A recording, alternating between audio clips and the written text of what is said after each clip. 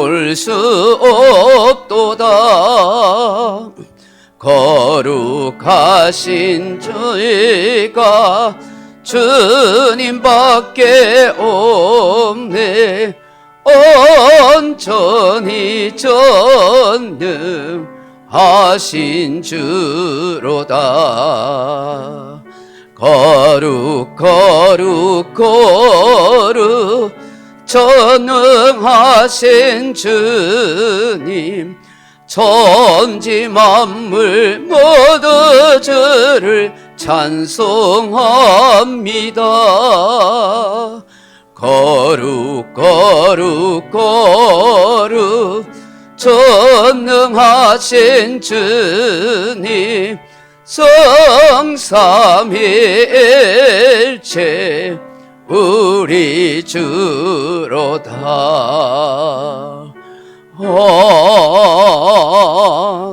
아멘.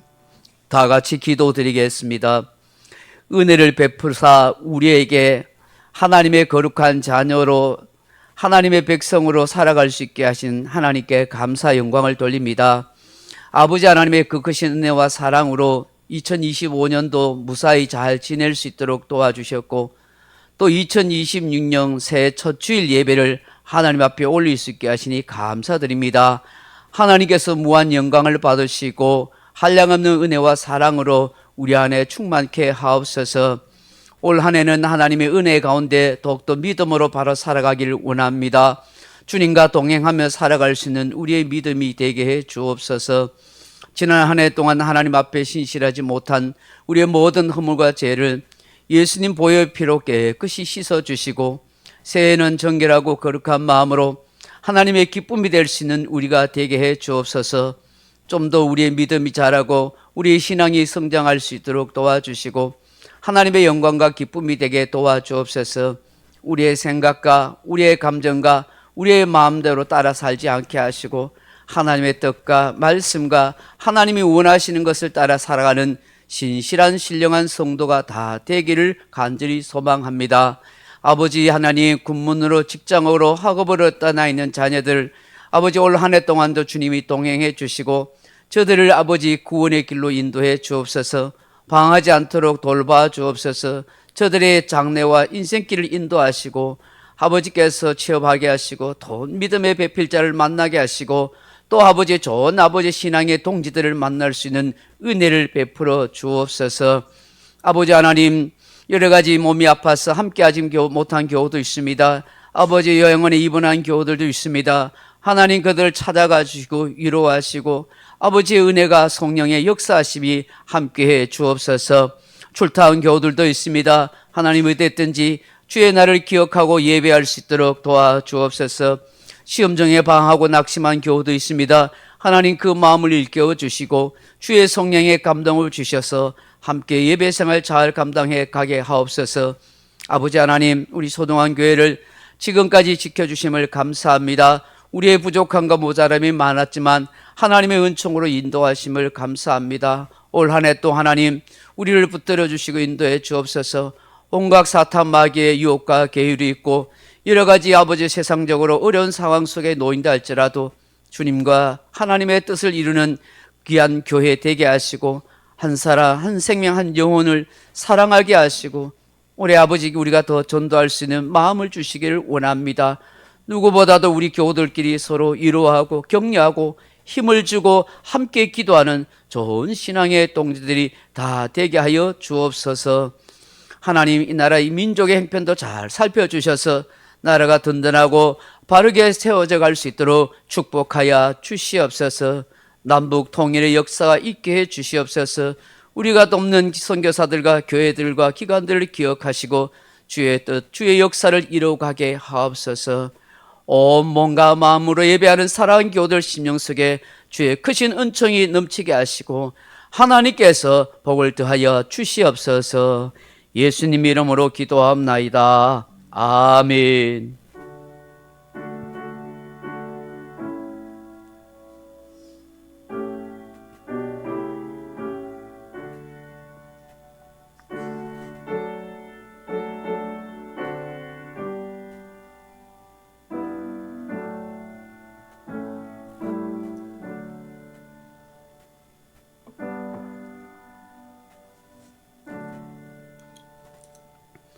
오늘 우리에게 주실 하나님의 말씀은 누가복음 10장 25절에서 37절 말씀을 같이 읽겠습니다. 누가복음 10장 25절에서 37절입니다. 누가복음 10장 25절에서 37절 말씀, 제가 가진 성경은 110페이지입니다. 신약 성경 찾으셨으면 한 목소리를 같이 한번 읽어보겠습니다. 어떤 율법 교사가 일어나 예수를 시험하여 이르되 선생님, 내가 무엇을 하여야 영생을 얻으리까? 예수께서 이르시되 율법에 무엇이라 기록되었으며 내가 어떻게 읽느냐?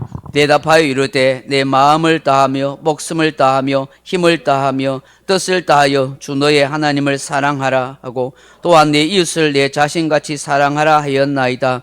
예수께서 이르시되 내 대답이 옳도다. 이를 행하라. 그러면 살리라 하시니 그 사람이 자기를 옳게 보이려고 예수께 여짜오되 그러면 내 이웃이 누구니까? 예수께서 대답하여 이르시되 어떤 사람이 예루살렘에서 여리고로 내려가다가 강도를 만나매 강도들이 그 옷을 벗기고 때려 거의 죽은 것을 버리고 갔더라. 마치 한 제사장이 그 길로 내려가다가 그를 보고 피하여 지나가고 또 이와 같이 한 여인도 그것에 이르러 그를 보고 피하여 지나가되 어떤 사마리아 사람은 여행하는 중 거기 이르러 그를 보고 불쌍히 여겨 가까이 가서 기름과 포도주를 그 상처에 붓고 사매고 자기 짐승에 태워 주막으로 데리고 가서 돌보아 주니라. 그 이튿날 그가 주막 주인에게 데나리온을 둘을 내어주며 이르되 이 사람을 돌봐 주라. 비용이 더 들면 내가 돌아올 때에 갚으리라 하였으니 내 생각에는 이 세 사람 중에 누가 강도 만난 자의 이웃이 되겠느냐? 이르되 자비를 베푼 자니이다. 예수께서 이르시되 가서 너도 이와 같이 하라 하시니라. 아멘. 우리 헵시바 찬양팀과 같이 찬양으로 영광 돌리겠습니다.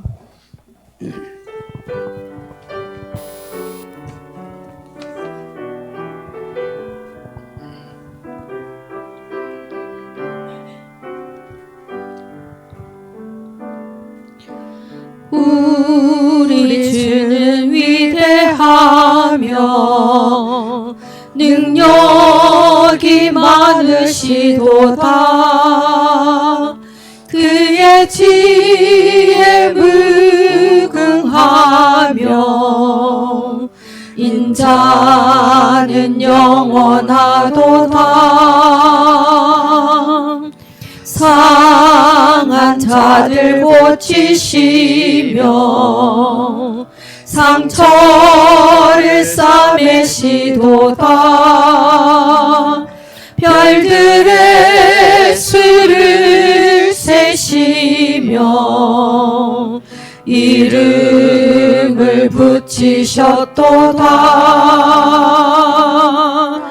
그가 구름으로 하늘을 덮으시며 땅을 위하여 비 준비하시니 예루살렘아 여호와를 찬송할지어다. 내 하나님을 감사함으로 그 앞에 나가며 주임제 앞에 경배. 그가 구름으로 하늘을 덮으시며 땅을 위하여 비 준비하시니 예루살렘아 여호와를 찬송할지어다. 내 하나님을 감사함으로 그 앞에 나가며 주임제 앞에 경배해. 할렐루야. 2026년 1월 첫 주 예배에 오신 모든 성도님들에게 하나님의 인도하심과 역사하심과 은혜 베푸심이 함께하기를 주님의 이름으로 축복합니다. 올 한 해 하나님이 더 큰 은혜 주셔서 여러분의 삶의 길에 하나님 돌보심이 있기를 바랍니다. 어떤 일이 일어날지는 우리가 알 수는 없지만 또 새해 벽두부터 온 세계가 어수선한 가운데 있지만 또 하나님의 역사하심은 여전히 우리와 함께 할 줄로 믿습니다. 또 믿음으로 승리해가는 올 한 해 되기를 주님의 이름으로 축복합니다. 오늘은 누가복음 10장 25절로 37절 말씀 가지고 경청애인이라 하는 제목으로 함께 말씀의 은혜를 나누고자 합니다. 사랑하는 성도 여러분, 세상에 있는 모든 종교에는 그 신을 숭배하는 신앙 정신이라는 것이 있습니다. 그 신앙 정신이 그 종교의 든든한 버팀목이 되고 사람들을 변화시키거나 그들만의 종교인을 만들어냅니다. 마찬가지로 우리 기독교에도 신앙 정신이 있습니다. 다른 말로 하면 계명이라고 그렇게 말합니다. 그것이 무엇입니까? 하나님 사랑, 이웃 사랑입니다. 이 신앙 정신이 기독교를 존속시키고 많은 사람들을 살리고 변화시키는 역할을 합니다. 아무리 시대가 변한다 할지라도 이 진리는 결코 변하지 않을 것입니다. 암울한 시대 속에서 기독교 정신을 구현하였던 대표적인 두 사람이 있습니다. 그 두 사람을 저는 참 존경합니다. 한 사람은 저 북유럽의 덴마크의 구룬투비 목사님입니다. 구룬투비 목사님을 통해서 전쟁의 폐허 속에 있던 덴마크가 다시 일어날 수 있었습니다. 여러분, 덴마크 하면 지금 굉장히 깨끗하고 아름다우며 그렇게 부유한 선진국이라고 그렇게 생각하게 될 것입니다. 그런데 구룬투비 목사님이 살던 19세기에는 그렇지 않았습니다. 당시 덴마크는 프러시아와의 전쟁으로 인해서 그 폐함으로 인해서 막대한 전쟁 배상금을 물려주어야 했습니다. 또한 전쟁으로 인해서 그 덴마크의 곡창지대의 땅을 다 빼앗기고 말았습니다. 남겨진 땅이라 해봐야 북쪽의 스칸디나비아 그런 땅과 차디찬 북극해에 바닷바람이 몰아오는 그런 돌과 모래와 잡초말이 무성한 황무지 땅이었습니다. 그야말로 덴마크의 경제는 파탄 지경에 이르렀습니다. 덴마크 국민들은 시류와 좌절 속에 빠져 있었고 절망 속에 젊은이들은 전부 알코올 중독자가 되고 말았습니다. 이런 상황 속에서 구룬투비 목사님은 덴마크인들의 의식을 일깨웠습니다. 한마디로 정신개혁, 의식개혁 운동을 일으키신 것이죠. 그때 구룬투비 목사님이 외쳤던 구호가 뭔지 아십니까? 하나님을 사랑하자, 이웃을 사랑하자, 땅을 사랑하자는 삶의 정신의 구호였습니다. 이 구룬투비 목사님의 세 가지 구호가 덴마크인들의 마음에 불을 지폈습니다. 그들이 하나님을 찾기 시작하고 하나님 앞에 예배하기 시작했습니다. 그리고 열심히 공부하고 땀 흘려 일하는 분위기가 되었습니다. 그리고 서로 도우며 함께 잘 사는 나라를, 사회를 만들어 가자고 했습니다. 그리하여 마침내 그 메마르고 황량한 땅을 개척해서 세계적으로 아름다운 낙농국가로 만들게 되었습니다. 구룬투비 목사님의 그 신앙 정신이 아니었으면 지금의 덴마크가 있을 수가 없습니다. 구룬투비 목사님이 외쳤던 하나님을 사랑하자, 이웃을 사랑하자, 땅을 사랑하자라는 이 세 가지 구호는 지금도 덴마크인들의 가슴에 남아있다고 합니다. 이 구룬투비 목사님의 정신이 1960년도 우리나라의 새마을운동 정신에 큰 영향력을 끼쳤습니다. 그 당시 신실한 크리스찬 관료들이 이 구룬투비 목사님의 의식개혁 운동을 배웠기 때문입니다. 또 한 분의 기독교 정신을 구현한 분이 있습니다. 가난하고 암울한 시대에 가나안 농군학교를 세우신 김용기 장로님입니다.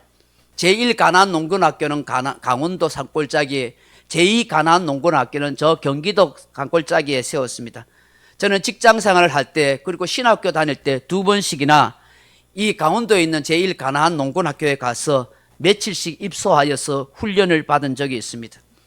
그 가나안 농군학교의 김용기 장로님은 세 가지의 정신을 외쳤습니다.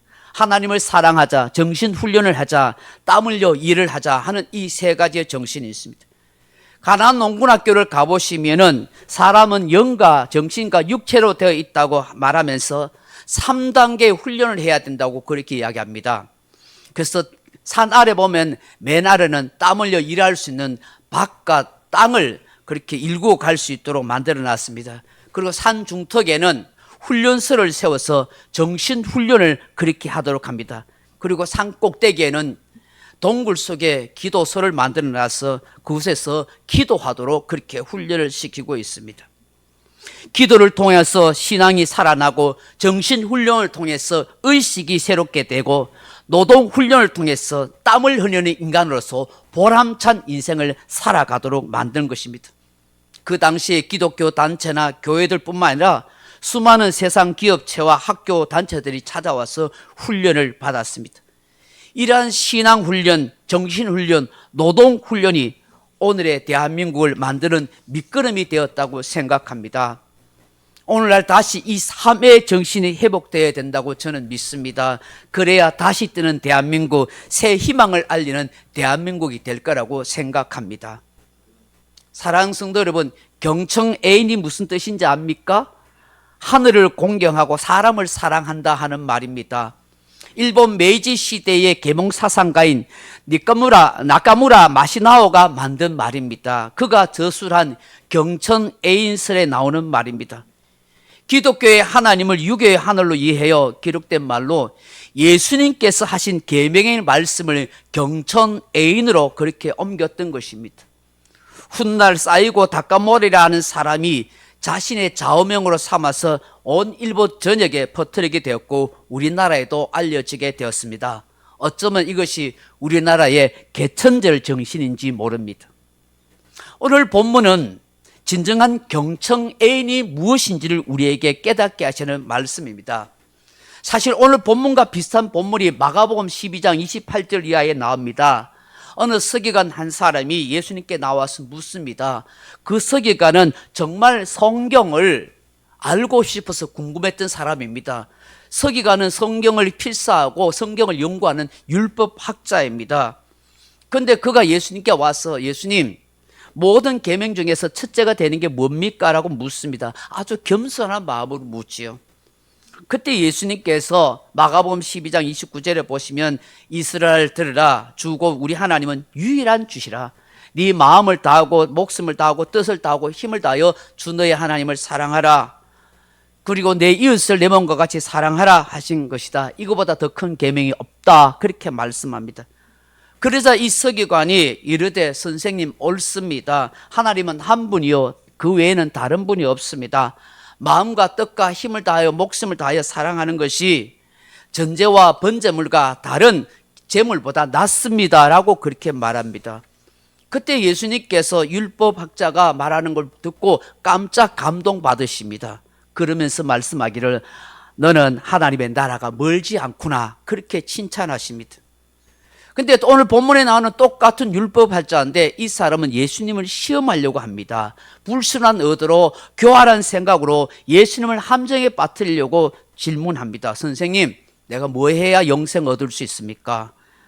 그는 율법적으로 뭔가 잘 해야만 영생을 얻을 수 있고 받을 수 있다고 생각한 거예요. 그때 예수님께서 그 사람에게 율법에 뭐라고 기록되었느냐, 네가 어떻게 읽느냐 반문합니다. 이 말씀에 대해서 너는 어떤 생각을 가지고 있고 어떻게 해석하고 있느냐라고 그렇게 물은 거지요. 그때 율법 교사가 말합니다. 내 마음을 다하고 목숨을 다하고 힘을 다하여 뜻을 다하여 주 너의 하나님을 사랑하라 하고 내 이웃을 내 몸과 같이 사랑하라 하였습니다. 예수님께서 옳구나, 네 대답이 옳다. 그러면 이 일을 행하라. 그리하면 살리라고 말합니다. 근데 오늘 본문에 보시면 이 율법학자가 아주 치명적인 실수를 합니다. 29절에 보면 자기를 옳게 보이려고 예수님께 질문합니다. 내 이웃이 누구니까? 한마디로 예수님을 무시하고 잘난 척하려고 그렇게 예수님에게 말한 거예요. 내가 얼마나 하나님과 사람을 사랑하고 내가 대단한 존재인지 자신을 드러내고 싶었던 것이죠. 그러자 예수님께서 이 율법 교사에게 우리가 너무나 잘 아는 선한 사마리아인의 비유로 말씀하십니다. 사랑하는 성도 여러분, 진정 경청, 하늘을 공경하는 것, 하나님을 사랑하고 그를 공경하는 그런 신앙이 무엇일까요? 저는 하나님께 소망을 두고 사는 것이라고 그렇게 생각하고 믿습니다. 여러분, 우리 예수님께서도 구약 성경에도 우리가 분명히 지켜야 할 계명을 말씀하십니다. 그것이 무엇입니까? 먼저 하나님을 사랑하라는 것이죠. 그 하나님을 어떻게 사랑하라고 하십니까? 네 마음을 다하고 목숨을 다하고 힘을 다하며 뜻을 다하여 주 너의 하나님을 사랑하라 하십니다. 우리가 여기서 고민이 생깁니다. 하나님을 사랑하십니까? 라는 질문에 우물쭈물하는 사람도 있겠지만 대부분 아멘, 네 라고 대답하실지 모릅니다.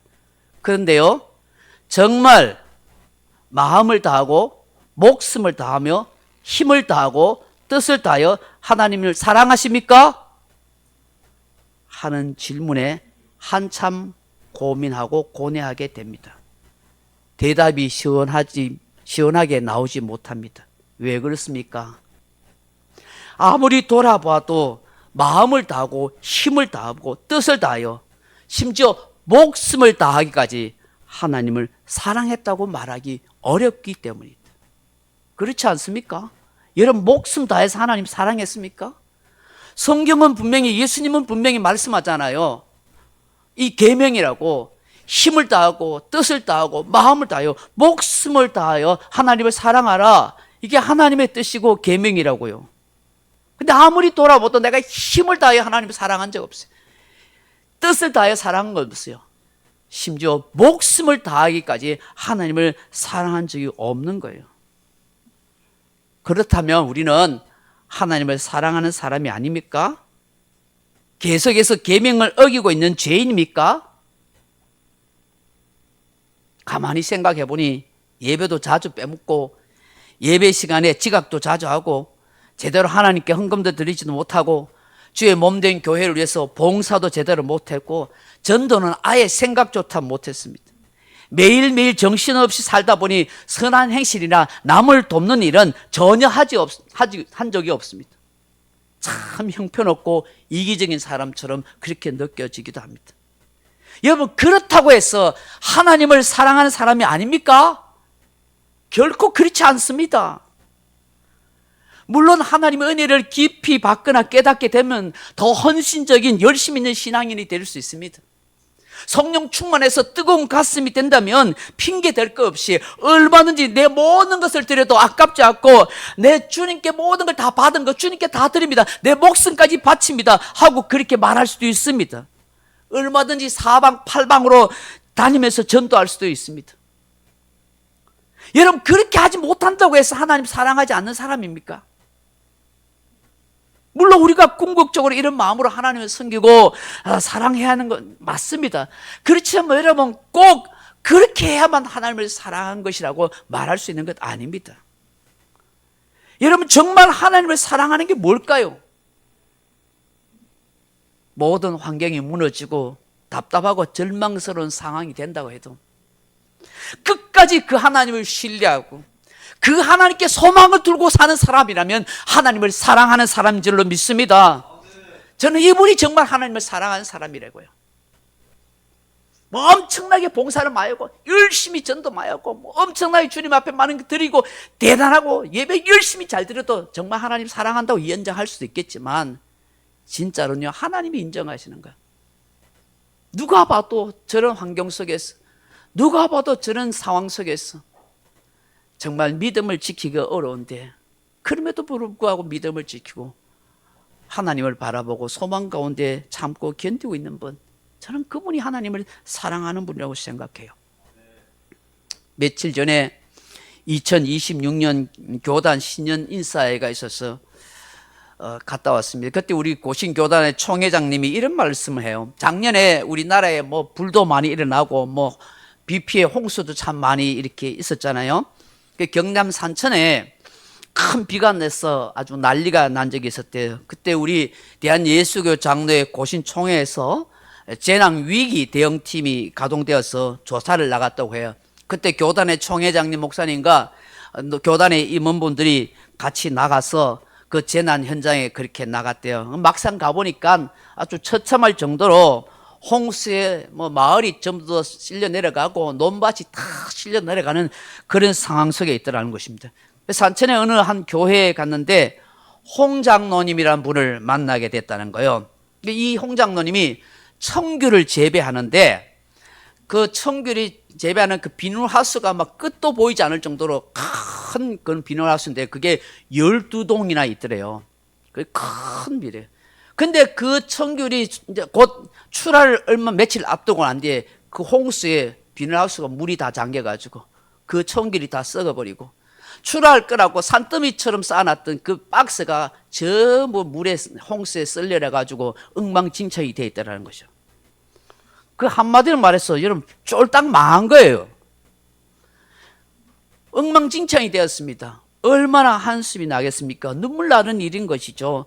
그 땀 흘려 수고한 모든 것이 한순간에 물거품된 거예요. 이 참혹한 현장을 본 이 총회장님과 그 임원분들이 이 홍 장로님한테 무슨 위로의 말을 해줄 것이 없더라는 거예요.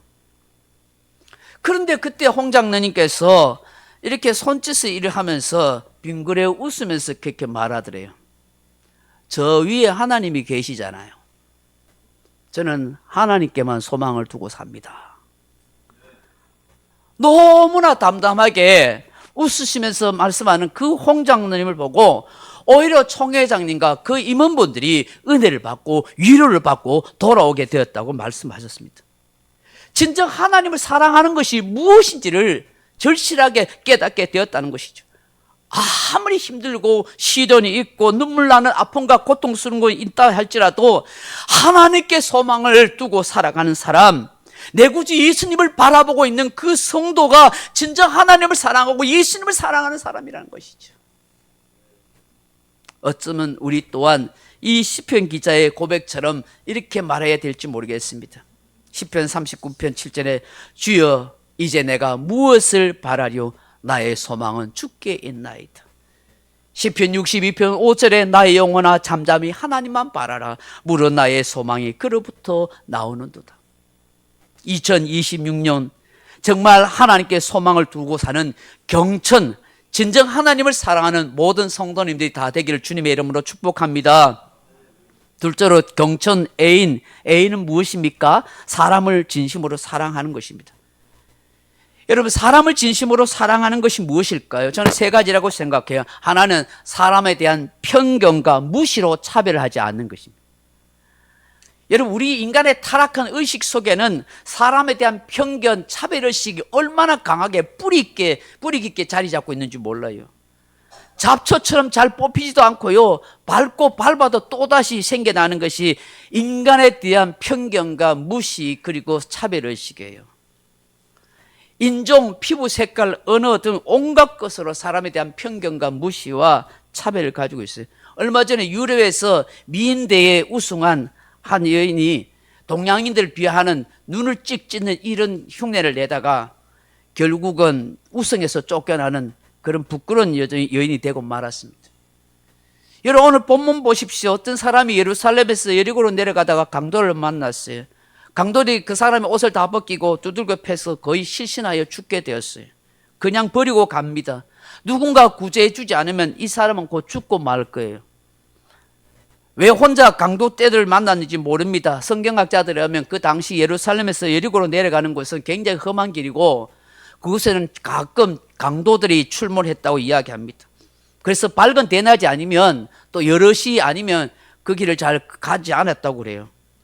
마치 강도를 만난 이 사람을 오늘 본문에 보면 제사장이 그냥 보고 그냥 지나갑니다. 레위인도 그냥 보고 지나갑니다. 그 누구보다도 율법의 정신을 따라서 하나님의 계명을 가르치고 실천해야 할 사람인데 그냥 못 본 척하고 도망가 버린 것입니다. 시체를 만지면 부정해질까 봐, 자기도 그곳에 있다가 괜히 낭패를 당할까 봐 뭐 그렇게 도망쳤는지는 모릅니다. 그런데 한 사마리아인은 그곳을 여행하다가 이 사람을 발견합니다. 도망가지 않습니다. 가까이 가서 그 강도 만난 사람을 돌봐줍니다. 여러분 아시잖아요. 이 당시 사마리아인들과 유대인들 간의 그 어떤 갈등들, 얼마나 유대인들이 사마리아인들을 편견하고 무시하고 차별했는지 모릅니다. 이방인의 피가 섞인 유대 혼혈족이라고 아주 개처럼 취급하고 멸시했습니다. 상종도 하지 않았습니다. 이런 상처 많은 사마리아인입니다. 지금 강도 만난 사람이 유대인일 수 있습니다. 얼마든지 무시하고 그 또한 차별하면서 편견을 가지고 그를 돌봐주지 않을 수도 있습니다. 그런데 어떻게 합니까? 이 사마리아인은 그 누구도 무시하거나 편견을 가지고 차별하지 않는 것입니다. 여러분, 오늘 저와 여러분이 가져야 할 것이 마찬가지입니다. 오늘 이 땅에 많은 외국인들이 왔습니다. 뭐 그들이 나름대로 참 어려운 가운데 이 땅에 돈 벌러 온 것입니다. 그런데 여러분, 그들을 우리가 너무 무시하거나 편견을 가지고 차별하지 마십시다. 여러분, 교회는 문이 열리고 낮은 담이 되어야 됩니다. 여러분, 가난한 자, 장애인 그 누구 할 것 없이 교회 와서 하나님의 위로받고 힘을 얻고 복음으로 살아가는 삶을 가르쳐 줘야 될 줄로 믿습니다. 그러니 제발 이거 여러분 교제할 때 밥 먹을 때 좀 서로 그냥 서로 다 잘 어울려서 같이 잘 밥도 잘 먹고 잘 그렇게 했으면 좋겠습니다. 할렐루야. 내하고 친한 사람만 하고 좀 안 친한 사람하고 밥 안 먹고 그렇게 하지 마세요. 여러분, 두 번째로 여러분 애인의 정신이 무엇입니까? 여러분, 불쌍히 여기는 마음을 가지는 것입니다. 여러분, 33절을 한번 보십시오. 뭐라고 말씀하고 있습니까? 여러분, 어떤 사마리아 사람은 여행하는 중 거기 이르러 그를 보고 불쌍히 여겨라고 말씀하고 있습니다. 여러분, 불쌍히 여기는 마음 있기에 도와주고자 하는 것입니다. 그 사람의 아픔을 나의 아픔처럼 여기는 거예요. 여러분, 오늘 우리가 가져야 할 교회가 회복돼야 할 마음이 뭔지 알면 불쌍히 여기는 마음이에요. 동정하는 마음이에요. 저 사람의 아픔이 나의 아픔이라고 여겨주는 거예요. 여러분, 그러면 교회가 희망이 있습니다. 이 나라에 희망을 줄 수 있습니다. 다른 사람 아프면 나와 상관없다고 외면하고 이기적으로 사는 순간 여러분, 교회도 희망이 없습니다. 여러분, 세상도 희망을 줄 수 없습니다. 이 나라도 희망을 줄 수가 없는 겁니다. 저 사람의 아픔이 나의 아픔이고 나의 아픔이 저 사람의 아픔이 될 때 이 나라가 다시 살 수 있고 교회가 교회다워질 수가 있다고 저는 믿습니다. 여러분, 우리 교회도 그렇게 됐으면 좋겠습니다. 뭐 많은 숫자가 모이지 않아도 몇 사람이 돼도 당신의 아픔이 나의 아픔이고 나의 아픔이 당신의 아픔이다. 그렇게 같이 이 아픔을 공유하면서 이 험한 세상을 함께 살아보자. 주님 바라보면서 저 천국의 길을 한 걸음 한 걸음 걸어가 보자고 그렇게 여기며 살아가는 우리들이 되길 바랍니다. 수없이 제사장과 레위인들이 성전에서 봉사를 하고 성경을 가르치고 살아도 결국 애인, 사람을 불쌍히 여기는 마음이 없다면 그것이 무슨 소용이 있습니까? 요한일서 4장 20절에 이렇게 사도 요한은 말합니다. 누구든지 하나님을 사랑하노라 하고 그 형제를 미워하며 거짓말하는 자니 보는 바 그 형제를 사랑하지 못하는 자가 보는 바 하나님을 사랑할 수 없다고 말씀했습니다. 여기 형제는 내 혈육의 형제만을 말하지 않습니다. 그렇다고 우리 교회 성도들만을 의미하지도 않습니다. 내가 사랑해야 할 모든 사람, 그 사람을 사랑하지 않고서는 우리가 하나님을 사랑할 수 없다고 생각해야 하는 것입니다. 이런 러시아의 대무로인 톨스토이가 쓴 작품 가운데 세 가지 질문이라는 작품이 있습니다. 거기에 이런 이야기가 나옵니다. 인생의